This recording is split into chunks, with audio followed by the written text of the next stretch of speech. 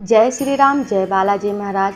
दोस्तों, वट सावित्री का व्रत सुहागिन औरतों के लिए बहुत ही उत्तम व्रत माना गया है। पति की अच्छी आयु के लिए, सुख सौभाग्य के लिए, घर में सुख शांति के लिए औरतें बहुत ही प्रेम से पति की लंबी उम्र के लिए यह व्रत पूरे श्रद्धा भाव से बहुत ही प्यार से रखती हैं।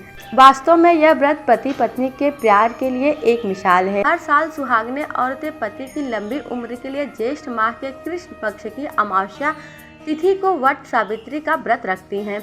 इस दिन स्त्रियां अपने सुहाग के उत्तम स्वास्थ्य और सुखी दाम्पत्य जीवन के लिए निर्जला व्रत का संकल्प लेती हैं।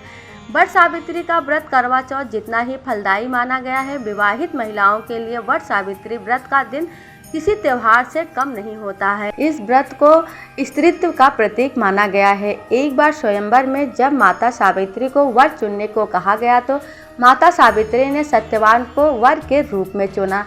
तब नारद जी ने माता सावित्री के पिताजी से कहा कि जिसे आपकी पुत्री ने वर के रूप में चुना है उसकी उम्र तो सिर्फ 1 साल की ही है, और दिन तारीख भी बता दिया गया कि इस दिन सत्यवान की मृत्यु हो जाएगी। माता सावित्री ने अपने सास ससुर और पति की बहुत ही निष्ठा भाव से सेवा की। उनका राजपाट भी उनसे छिन गया और वह नेत्रहीन भी हो गए थे।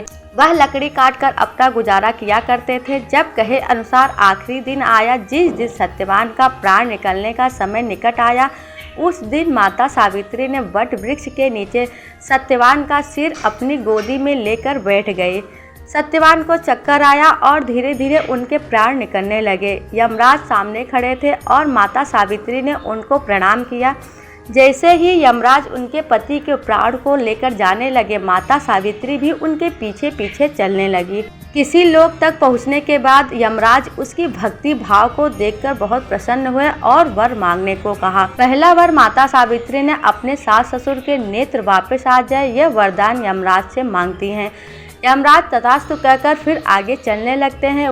वह फिर भी नहीं मानती और उनके पीछे पीछे चलती रहती। यमराज ने फिर प्रसन्न होकर उनसे वर मांगने को कहा। तब माता सावित्री ने दूसरा वर अपना राजपाट वापस मिल जाए यह मांगती हैं। फिर यमराज के पीछे पीछे चलने लगती हैं। हालांकि यमराज के पीछे जाना किसी के बस की बात नहीं है, लेकिन माता सावित्री अपने तपो विद्या की वजह से उनके पीछे पीछे जा सकी। यमराज पुनः प्रसन्न होते हैं और बोलते हैं, पुत्री तुम वर मांगो और अपने घर लौट जाओ। सावित्री तीसरा वर मांगती हैं कि वह पुत्रवती हो जाए और यमराज जी तथास्तु बोलकर चले जाते हैं। तथास्तु बोलने का मतलब है कि यमराज जी को उनके पति को जीवित करना पड़ा। कहते हैं यमराज भी किसी देवता से कम नहीं है, इसीलिए उन्होंने सावित्री के पति को जीवित कर दिया। उसके बाद सावित्री वट वृक्ष के नीचे आती हैं, देखती हैं कि उनके पति के प्राण वापस आ गए हैं और वह धीरे धीरे नेत्र खोलने लगे हैं। यह खबर चारों तरफ फैल जाती है। सावित्री ने अपने पति को यमराज से वापस ले लिया है। उस दिन से सुहागिन औरतें वट वृक्ष की पूजा करने लगी और वट सावित्री व्रत रखने लगी। वास्तव में यह व्रत सुहागन औरतों के लिए बहुत ही उत्तम माना गया है। शास्त्रों में भी इस व्रत का उल्लेख है। पति के अच्छे स्वास्थ्य के लिए औरतों को जरूर रखना चाहिए। कहते हैं कि वट वृक्ष की आयु बहुत लंबी होती है।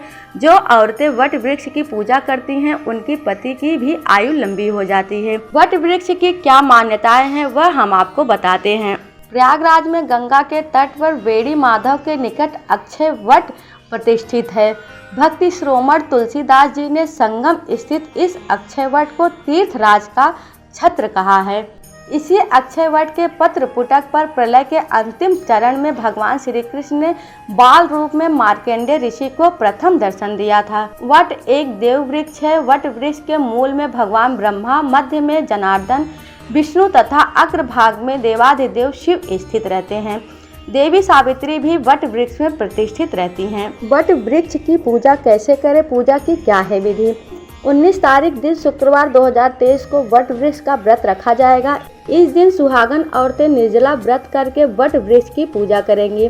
वट वृक्ष की पूजा कैसे करना है वह हम आपको बताते हैं।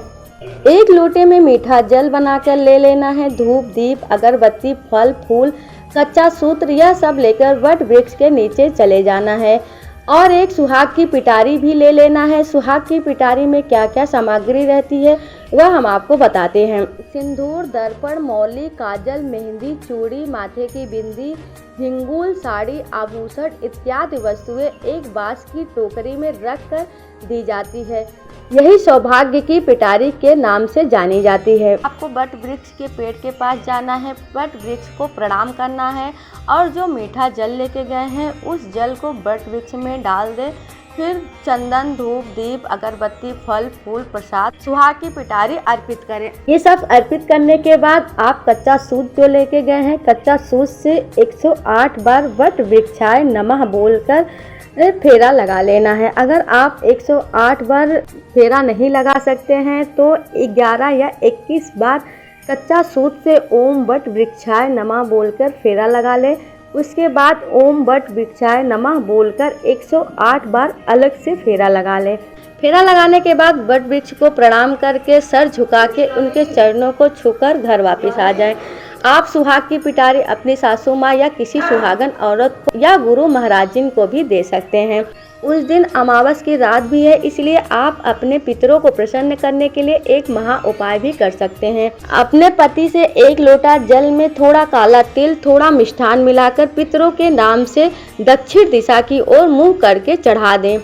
इससे पितर लोग तृप्त होते हैं और आपके घर में सुख संपदा हमेशा बनी रहती है। यह छोटा सा उपाय आपके परिवार और सुखी दाम्पत्य जीवन के लिए बहुत ही शुभकारी है। वट सावित्री के व्रत के दिन बरगद वृक्ष की पूजा का खास महत्व है। यह व्रत स्त्रियों के लिए सौभाग्यवर्धक, पाप हारक और धन धान्य सुख संपदा प्रदान करने वाला होता है। वट सावित्री व्रत रखने से पति पर आए संकट चले जाते हैं और आयु लंबी हो जाती है। पौराणिक कथा के अनुसार इस व्रत के प्रभाव और देवी सावित्री के पति धर्म को देखकर मृत्यु के देवता यमराज से उसके पति सत्यवान को पुनः जीवित दान दिया जाता है।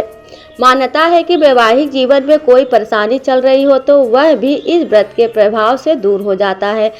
इस दिन बरगद के वृक्ष की पूजा और परिक्रमा की जाती है क्योंकि इसमें त्रिदेव का वास होता है और इसकी शाखाएं देवी सावित्री का रूप मानी गई हैं।